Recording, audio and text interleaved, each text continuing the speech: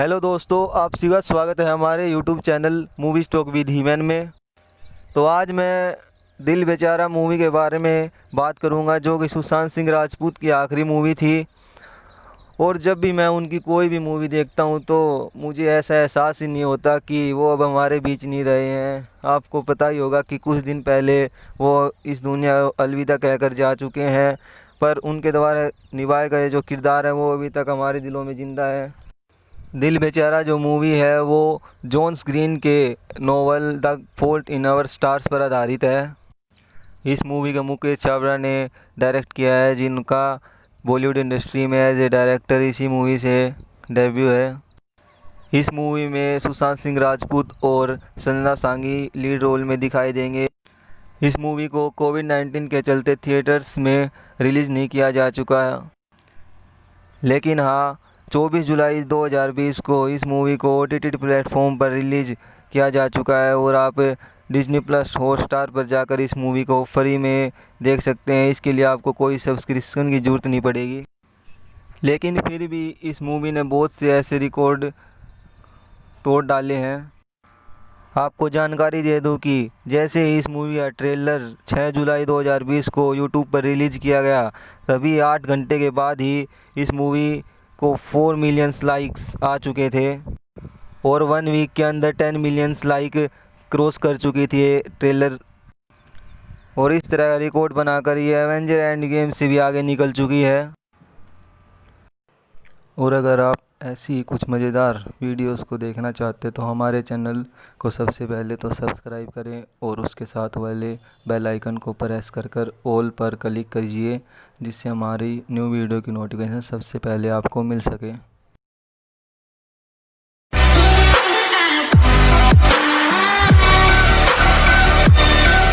तो चलिए वीडियो को आगे बढ़ाते हैं। जैसे कि मैंने आपको बताया कि संजना सांगी जो कीजी वासु का किरदार निभा रही हैं, वो एक थायराइड कैंसर की पेशेंट है और अपने मम्मी पापा के साथ जमशेदपुर में रहती है।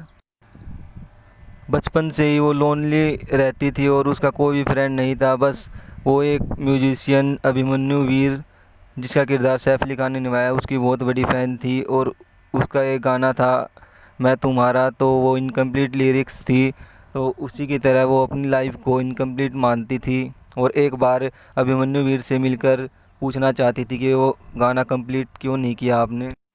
कीजी की मुलाकात मैनी नाम के लड़के से, जिसका पूरा नाम इमैनुअल राजकुमार जूनियर था, उसके साथ होती है कॉलेज में। मैनी ओस्टियोसार्कोमा का पेशेंट था, जिसके कारण उसको भी एक अपनी लेग गंवानी पड़ी। और वो रजनीकांत सर का बहुत बड़ा फ़ैन था और वो उनकी तरह ही एक मूवी बनाना चाहता था, जिसमें उसका साथ उसका एक दोस्त जेपी, जिसको आई कैंसर था, वो उसका साथ दे रहा था। मैनी को अपनी मूवी के लिए एक हीरोइन की ज़रूरत थी, जिसको लेकर वो कीजी से एक बार पूछ लेता है कि वो उसकी फ़िल्म की हीरोइन बनेगी या नहीं। मैनी कीजी को उसके घर पर ड्रॉप करने के लिए कहता है, लेकिन कीजी उसे मना कर देती है। और अगले दिन वो फाउंडेशन में जाती है, जहाँ पर ऐसे लोगों को क्लासेस दी जाती हैं जो कैंसर से पीड़ित हैं या जो कैंसर को हरा चुके हैं। तो अगले दिन मैनी और कीजी की मुलाकात फाउंडेशन में होती है, जहाँ पर वो उसको दोबारा से हीरोइन बनने के लिए कहता है। तो वहाँ पर जो डॉक्टर होता है वो मैनी को अपने बारे में इंट्रोड्यूस करने के लिए कहता है। तो मैनी बताता है कि मैं एक ओस्टियोसार्कोमा का पेशेंट हूँ, जिसके कारण मुझे एक अपनी टांग भी गंवानी पड़ी और मेरी एक टांग नकली है। फिर वो बताता है कि हम एक मूवी बना रहे हैं जिसमें मैं हीरो हूँ। और डॉक्टर पूछता है कि हीरोइन कौन है, तो वो कहता है कि अभी हमने डिसाइड ही नहीं किया है हीरोइन कौन बनेगी। फिर जेपी की टर्न आती है और जेपी बताता है कि उसको भी कैंसर है, आई कैंसर है, जिसके कारण उसकी एक आई साइट ख़राब हो चुकी है और दूसरी जो चल रही है उसका भी ऑपरेशन होने वाला है अभी। जैसे ही क्लास ख़त्म होती है, वहाँ से मैनी कीजी को लेकर एक लेक पर जाता है। तो दोनों बातें करते हैं और कीजी मैनी को एक सॉन्ग सुनाती है, जो कि अभिमन्यु वीर का सॉन्ग है मैं तुम्हारा। तो उसको सुनकर मैनी कीजी को कहता है कि बड़ा ही बोरिंग सॉन्ग है। तो तो ये रिस्पॉन्स सुनकर मैंने कहा कि जी उससे नाराज़ हो जाती है और उसको कहती है कि अगर तुमने ये सॉन्ग पूरा सुना तभी मैं तुम्हारे साथ मूवी में काम करूँगी। और मैंने घर जाकर उस सॉन्ग को सुनता है और रात को ही वो कीजी के घर पर आ जाता है और उसको कहता है कि मैंने वो सॉन्ग सुना। तो कीजी खुश हो जाती है और उसको कहती है कि मैं अब तुम्हारे मूवी में काम करूँगी। तो अब धीरे धीरे उनकी नज़दीकियाँ और बढ़ने लग जाती है जैसे जैसे वो मूवी को शूट करते हैं। जैसे कि मूवी आधी शूट हो जाती है, उसके बाद जो जेपी है उसका आई ऑपरेशन होता है जिसके कारण उसको अपनी दोनों आंखें अब गंवानी पड़ती है। वो अब पूरी तरह से ब्लाइंड हो चुका है। तो एक दिन मैनी कीजी के घर जाता है उसके मोम डैड से मिलने। वहाँ वो थोड़ी उसके मोम डैड से बातें करता है और जैसे ही सुबह होती है और कीजी अपने कैंसर फाउंडेशन में जाई हुई होती है, वहाँ पर मैनी आकर उसको बताता है कि उसको मेल का रिप्लाई आया, अभिमन्यु वीर ने उसको रिप्लाई किया है। तो वो उसको मेल पढ़कर सुनाता है कि अभिमन्यु वीर कहता है कि मैं अपने फैंस के लिए क्या, मैं तो अपने लिए भी उस गाने को कंप्लीट नहीं कर सकता। वो गाना इनकम्प्लीट है जैसे कि ज़िंदगी इनकम्प्लीट है।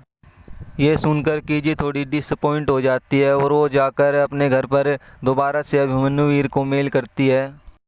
कीजी और मैनी एक साथ बाहर घूमने के लिए जाते हैं। तो अगले दिन कीजी के पास अभिमन्यु वीर का रिप्लाई आया हुआ होता है। तो वो उसे पेरिस मिलने के लिए बुलाता है और वो अपने घर वालों से पेरिस जाने के लिए कहते हैं, लेकिन उसके घर वाले उसको मना कर देते हैं क्योंकि वो ठीक नहीं थी। और उसी रात कीजी को कुछ होने लगता है जिसके कारण उसके मोम डैड उसको लेकर हॉस्पिटल में चले जाते हैं।